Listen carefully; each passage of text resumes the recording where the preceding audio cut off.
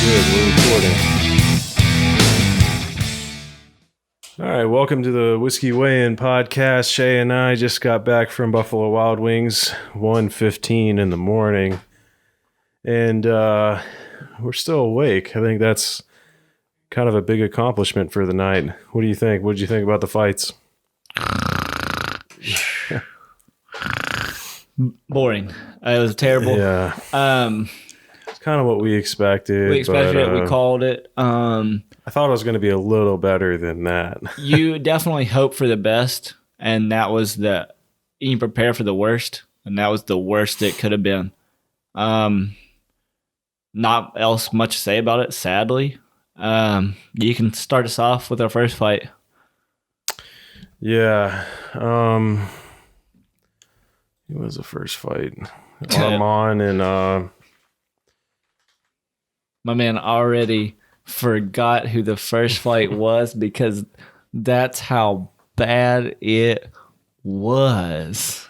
Yeah, I even got it wrong. Marc-Andre and Chris Yatko. Chris Yatko ended up coming out with a win.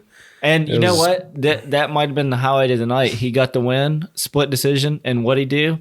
Breakdance. Yeah, he did breakdance at the end. So I think that might have been the highlight of the night. And that was your pick, too. That was my pick, yeah. 1-0 right there. And, I mean, not really much to say about it. It was kind of a boring fight. Very, very boring. Mostly stand-up, but not really much happened. This one might have been the worst fight of the night. Yeah. This one was bad. Yeah, it was pretty bad. There's no sugarcoating this. I mean, and this is not just bad because the stand-up wasn't interesting, or it wasn't even technically good. It wasn't even like, not even a really, really intense martial artist would find this fight interesting. It just wasn't a fun fight to watch. No, it wasn't fun. I don't really feel like either one of them were doing anything great. I wasn't like, oh man, if they're, I understand why they're doing this. It was just, I did not enjoy it.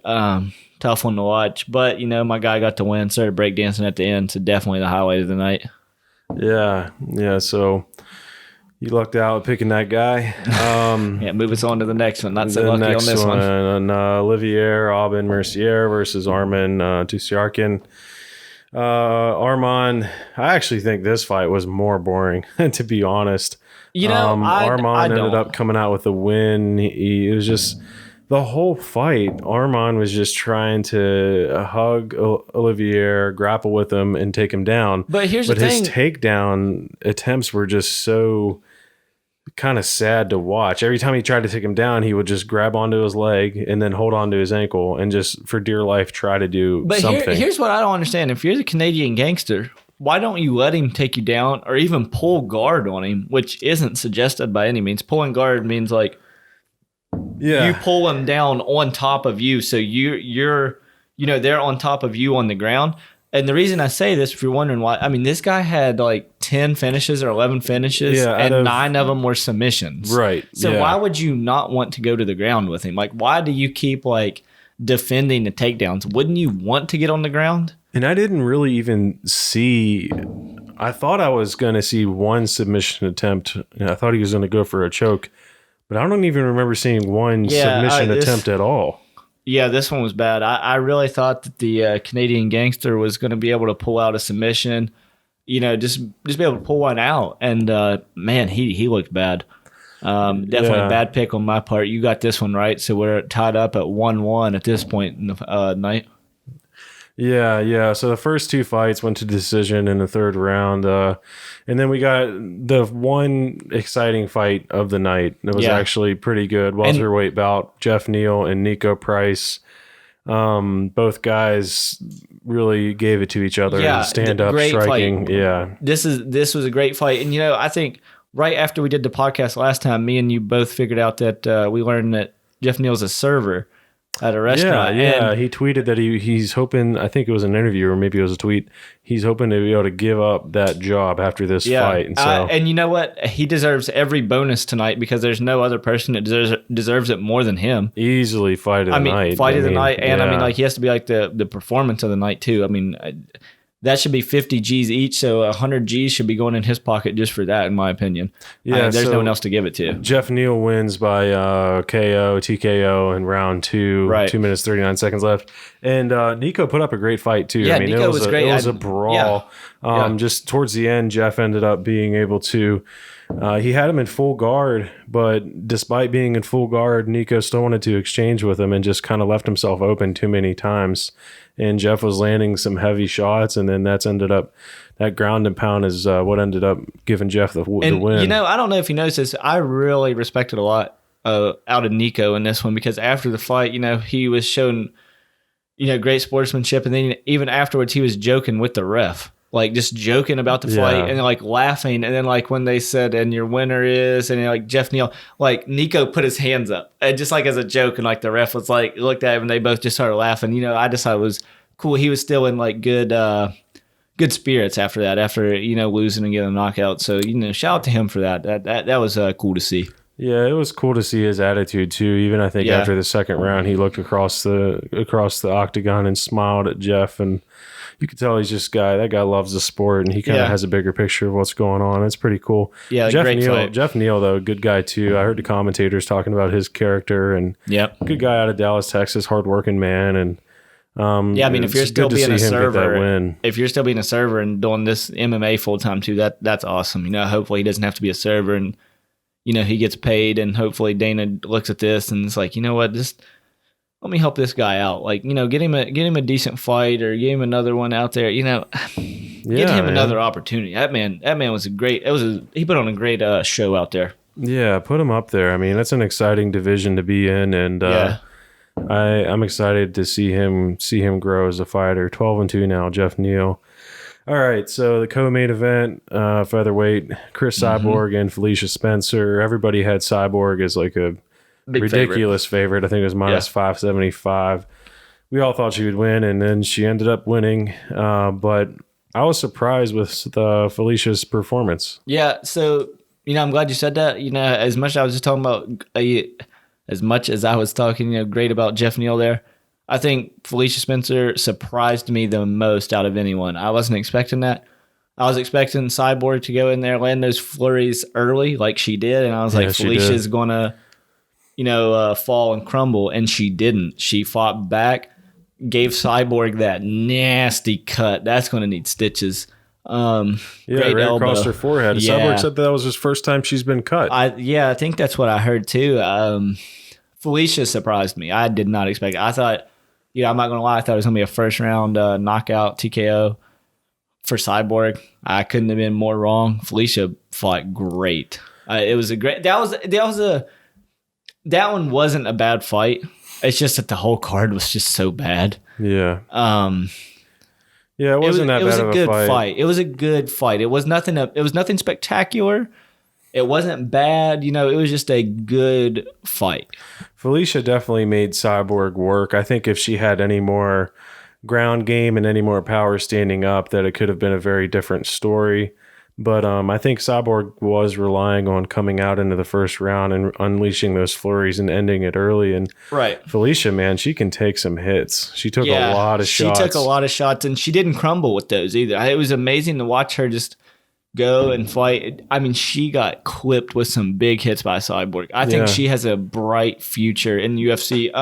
Her stand-up defense wasn't bad either. She dodged a lot of heavy shots too. She was dodging a lot more than. So I don't know if you noticed this, and like I don't mean to come at her at all. I don't know if she has a nutritionist. She looked like. She didn't look like she was in fighting shape. She looked a little pudgy to me. She kind of reminded me of like that Ben Askren body. It was just a little pudgy, and I'm just thinking, you know. I mean, coming from a Cormier fan. Yeah, that's a fact. Yeah, but you know, you got to think like, could she get down to 135 if she gets like a really good nutritionist? And I don't know, man. I mean, some body types are different, and especially for women, the weight thing is a lot harder to manage. So no, that's true. I don't know. But even at 145, don't you think? I mean, she could probably look a little bit better at 145. I mean, obviously, it didn't affect her in a negative way. I mean, it's not like she was tired. I mean, her conditioning was good. She was more conditioned than Cyborg. Yeah, and I agree with that. And Cyborg looks like an Olympian. Yeah, but I mean, that's just my thing. Maybe like that could take her to the next level. Is what I'm saying. Like, I'm not saying like by any means like that's why she lost the fight. That's not what I'm saying. I don't know, man. I think you're just body shaming her. That's not what I'm going for. But I think maybe she gets a little bit better of a nutritionist. I think she could probably take her game to the next level, kind of like with Aspen Ladd. Yeah, I think it's probably going to be more technical fighting skills and stuff like that. I mean, if she were able to take Cyborg down, which she wasn't. Right. I think the fight would have gone very different. Yeah. I think that if she were able to land some of her strikes and maybe increase some of her power, the fight could have gone differently. It's kind of a up in the air thing for me with the weight and the shape and stuff like that, because she showed such good cardio throughout the whole fight. And that's the thing, is it wasn't a problem. Her cardio really wasn't a problem. So I don't know if that even helps. Worn out with her mouth open, breathing, and so. I don't know. I mean, it's tough. Would that play a factor? I mean, because like I said, she really wasn't tired. But like, what if she just had that extra gear? What if there was another gear she just wasn't hitting because of that? I don't know. Yeah, I mean, you could say that for almost every fighter, right? Except for some of these flyweights. But yeah, I can see where you're coming from, and it's hard to disagree with that point. Yeah, but I think that she does have a good few. I mean, the only thing is that division just doesn't have very many fighters. It's so up in the air, man. It is so up in the air. That was Cyborg's last fight on her contract. Yeah, so we'll see if she fights Amanda, or I don't know what she's going to do. That division, literally, it's up to Cyborg. I mean, Amanda's the champ, but who are you going to throw at her at 145? I mean, there's no one that you could even throw at her at 145 if it's not Cyborg. So that division's pretty much over if Cyborg doesn't re-up. Yeah, it's time for Cyborg to go to the WWE and just... You think so? Make that money, yeah. Yeah, she doesn't want to fight Amanda. Let her go make some money and have fun. I don't know. We'll see. I'm with you, but I do want to see that fight again. I mean, that's like the two GOATs. But then again, I would rather see Amanda and Valentina Shevchenko go at it. Yeah, I agree with that. I would rather see that. And, those two fought before actually and went all 5 rounds. Valentina and Amanda went all 5 rounds. Amanda won, but still, I would like to see that one again. Yeah. So I don't know. We'll see what they do with that 145 division. That one's up in the air, just like the 125 men's division is up in the air. I don't know which one is more in danger of being cut, but they're both not looking too good right now. Yeah, well, I mean, and so, Cyborg won 3rd round by decision. 5th. Oh, yeah, third. Yeah, right, 3rd. And then we had our main event, Max Holloway and Frankie Edgar. That was kind of a snoozer too, honestly. I mean, it was a good fight. It was strategic stand-up the whole time. Frankie did his best to try to reach Max. But there was 2 keys for Max in this fight. Number 1, his jab. Wow, his jab was amazing. I mean, if you're like a boxing fan, I would recommend watching that. I mean, wow, his jab was amazing. It was on point. He controlled the pace too. He let Frankie come to him. That jab was beautiful. And then his takedown defense, wow. I mean, Frankie, there's nothing he could do to take him down. Perfect. Like I was telling, nothing he could do. I was telling Brenton during the fight, it's much easier said than done. Like, it just seemed like when Frankie would go for a takedown, it was like he was driving him. And I was like, when you're driving him, you're letting him get to the fence. I was like, so that's not going to work. I mean, the only thing I think Frankie could have done, which, like I said, I don't really think that he could have done, was that you needed like a pick up and slam. Like, that was pretty much his only chance of getting Max down to the ground, because, wow, Max's takedown defense was amazing. And then the X factor for Max as well was the uppercuts. Uppercuts looked beautiful. That even knocked out Frankie's mouthpiece at one point. Yeah, I was worried actually after his mouthpiece was knocked out, but Frankie was able to close the distance and take him down. I think that was the only takedown he got. Yeah. And I don't even know if you want to consider it a takedown. I mean, like, Max was up against the fence and then, like, literally was laid up against the fence. Like, there was nothing Frankie could do. I mean, it was only for like 30 seconds. It was like the 30 seconds of the last round. I mean, of a round, it didn't help him. It didn't do anything. It didn't matter. Yeah, Frankie, he actually had one. Yeah, it was just that one takedown that he got, but he tried 13 times. And Max had 0 attempts. So that's amazing. Max is still the champion. And that was pretty much the main card. There wasn't really much to say about it, honestly. We got a short little video we can cut to showing kind of how the night went for Shea. But tough. No way that this should have been pay-per-view. Like I said last time, don't mean to harp on it too much. This could have been a fight night card, ESPN card, whatever. I think you always hope that it would have been way better than this with knockouts or submissions or technical stand-up, technical ground game, but it wasn't.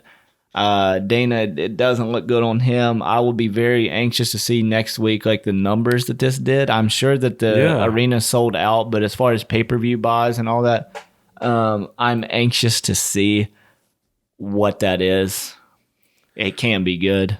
Yeah, it was a pretty disappointing night, especially coming off of 239. Even B-dubs. Buffalo Wild Wings was empty. It was empty. Completely empty. I think it was us and like 8 other people in B-dubs total. Maybe 3 tables watching in the whole facility. And let me give a shout out to another person at B-dubs. Olivia? Yeah, Olivia Lynn. Olivia. Yeah. Shout out. She was kind of the only joy of our night, I guess you would say. Besides the breakdancing. Yeah, the breakdancing was pretty cool, and Jeff Neal was pretty cool. Yeah, but, other than that.